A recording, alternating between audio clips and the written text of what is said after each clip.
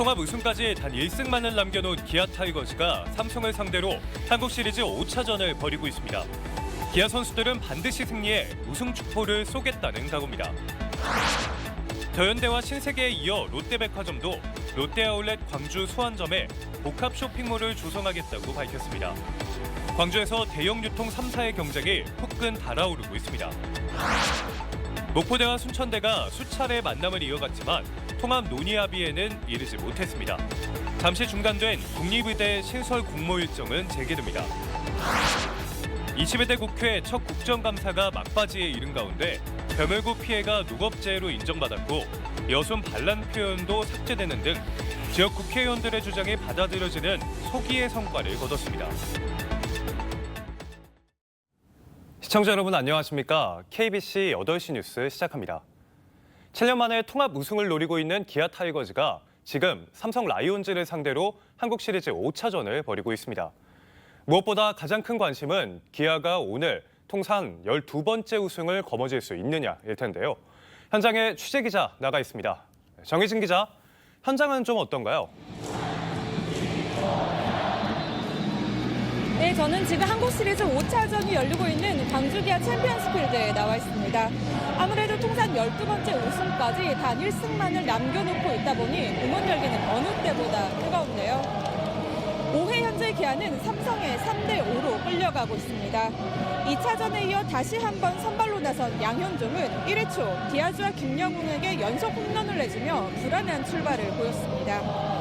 3회에도 또다시 디아즈에게 홈런을 허용하며 홈런으로만 5점을 내준 양현종은 결국 3이닝을 채우지 못하고 조기 강판됐습니다. 이후에도 기아는 이창진과 김선빈의 타격이 삼성의 호수비에 막히며 득점으로 잇진 못했습니다. 다행히 지명타자로 나선 해결사 최영우가 조금 전 솔로포를 날리며 점수차를 좁혔습니다. 앞서 4차전까지 3승 1패로 한국 시리즈 우승에 성큼 다가선 기아는 통산 12번째 우승까지 단 1승만을 남겨두고 있습니다. 기아가 오늘 삼성을 상대로 1승을 추가하게 된다면 축포는 이곳 광주 기아 챔피언스 필드에서 터질 예정입니다. 지금까지 광주 기아 챔피언스 필드에서 KBC 정의진입니다. 광주광역시 출연기관인 글로벌 광주방송에서 라디오 프로그램을 진행하고 있는 김광진 전 광주시 문화경제부시장이 고액의 출연료를 받고 있는 것으로 알려져 특혜 논란이 일고 있습니다. 글로벌 광주방송은 지난 7월 말부터 신설된 시사 프로그램 김광진의 오마이 광주의 진행을 맡고 있는 김 전 부시장에게 10분당 5만 원으로 책정된 일일 사회료를 지급하고 있는 것으로 확인됐습니다. 사규상 특급 진행자에 한해 10분당 최고 4만 원을 지급할 수 있다고 돼 있지만 김 전 부시장이 이 기준보다 만 원 더 많은 사회료를 받고 있으며 하루 기준 30만 원, 한 달 방송일 23일 기준 690만 원의 출연료를 받고 있습니다. 또 김 전 부시장이 한국어로만 방송해 영어 통역사 비용으로 해당 10만 원을 별도로 써 예산 낭비라는 비판이 일고 있습니다. 더현대와 신세계에 이어 롯데백화점도 광주에 복합 쇼핑몰을 조성하겠다고 밝혔습니다. 롯데아울렛 광주 수안점에 놀이와 문화시설을 추가하겠다는 건데요. 광주에서 대형 유통 3사의 복합 쇼핑몰 경쟁이 달아오르고 있습니다. 고우리 기자입니다. 롯데의 복합 쇼핑몰 브랜드 타임빌라스가 광주에 들어옵니다. 롯데아울렛 광주 수안점을 의류 중심 매장에서 유명 맛집과 체험형 여가시설 등이 더해진 쇼핑몰로 전환한다는 계획입니다. 브랜드 개편과 증축 등이 계획대로 진행된다면 타임빌라스 광주 수안점은 오는 2026년쯤 조성될 것으로 보입니다. 롯데백화점은 최근 이 같은 계획이 담긴 유통시설 확대 조성 방안을 발표했습니다. 오는 2030년까지 인천과 대구 등의 쇼핑몰 4개를 새로 만들고 부산과 김해 등 6곳은 복합 쇼핑몰로 전환한다는 계획입니다. 이 같은 방안은 롯데의 위기감이 반영된 것으로 풀이됩니다. 더현대와 신세계가 복합 쇼핑몰 조성에 공격적으로 나서면서 점유율 하락 등 롯데의 어려움이 더 커질 것으로 예상됐습니다. 특히 호남 시장을 통째로 빼앗길 수도 있다는 우려가 커지면서 롯데 측이 승부수를 던진 것으로 해석됩니다. 개장 시점도 다른 곳보다 2년 정도 앞서 시장을 선점하겠다는 의도도 엿보입니다. 더현대와 신세계 아트앤컬처파크는 오는 2028년 개장을 목표로, 스타필드는 오는 2030년 준공을 목표로 사업이 추진되고 있습니다. 현대와 신세계에 이어 롯데까지 복합 쇼핑몰 입점을 추진하면서 광주에서 대형 유통업체 3곳의 복합 쇼핑몰 대전이 펼쳐지게 됐습니다. KBC 고울입니다. 주말 행사가 열린 광주 충장로에 예상보다 2배 이상 많은 인파가 몰리면서 인명사고가 발생할 뻔했습니다. 광주 동구청에 따르면 지난 26일 K-팝 충장스타 예선전이 열린 광주 충장로 우체국 앞 광장에 주최 측 추산 700여 명의 관람객이 몰려드는 등 혼잡이 빚어져 행사가 중단됐습니다. 당시 저녁 6시쯤 눈을 뿌리는 이벤트를 보러 온 시민들이 한꺼번에 몰려 압사 사고 등 인명피해 우려가 커지자 경찰의 요청으로 행사는 10분 만에 중단됐습니다. 주최 측은 행사 현장에 관리요원을 배치했으나 밀려드는 참가자를 막지 못했다며 결과적으로 인파 관리에 실패했다고 사과했습니다. 이태원 참사 2주기를 맞아 진실규명을 촉구하는 목소리가 지역 정치권에서도 이어지고 있습니다. 더불어민주당 광주광역시당은 이태원 참사 2주기를 하루 앞둔 오늘 성명을 내고 참사 2년이 지나도록 원인 규명 등 제대로 된 조사가 이루어지지 않고 있다고 지적했습니다. 그러면서 윤석열 대통령과 국민의힘의 특별조사위원회에 대한 인력과 예산 지원, 책임자 처벌과 재발 방지 대책 수립 등을 촉구했습니다. 목포대학교와 순천대학교의 통합이 결국 불발됐습니다. 양 대학은 국립 전남의대 통합 추진을 위한 대학 통합 합의에 이르지 못했다고 밝혔는데요. 잠시 중단됐던 전남 국립의대 신설 공모 일정은 내일 다시 재개됩니다. 강동일 기자의 보도입니다. 대학 통합에 기반한 전남 국립의대 신설 방안을 논의하기 위해 5차례 만난 목포대와 순천대가 합의에 이르지는 못했습니다. 통합대학의 형태와 통합 전 의대 예비 인증 대학을 어느 대학이 받을지 등에 대한 의견 차이를 좁히지 못했기 때문입니다.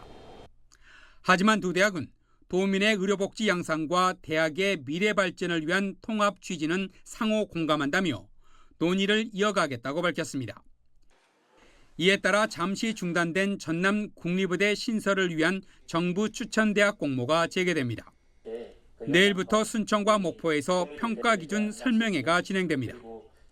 30일에는 사전심사위원회가 평가 기준을 최종 확정하고 31일에는 제안서 제출 방법과 일정을 안내합니다. 공모는 다음 달 1일부터 20일까지 이뤄지고 평가를 진행한 뒤 다음 달 25일 정부에 선정 대학을 제출할 계획입니다.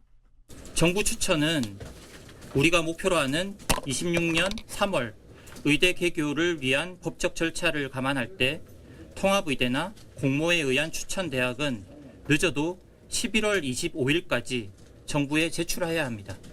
두 대학이 대학 통합 논의를 지속하겠다고 밝힌 만큼 공모 최종 마감일인 다음 달 20일까지 통합 합의서를 제출할 가능성도 남아 있습니다.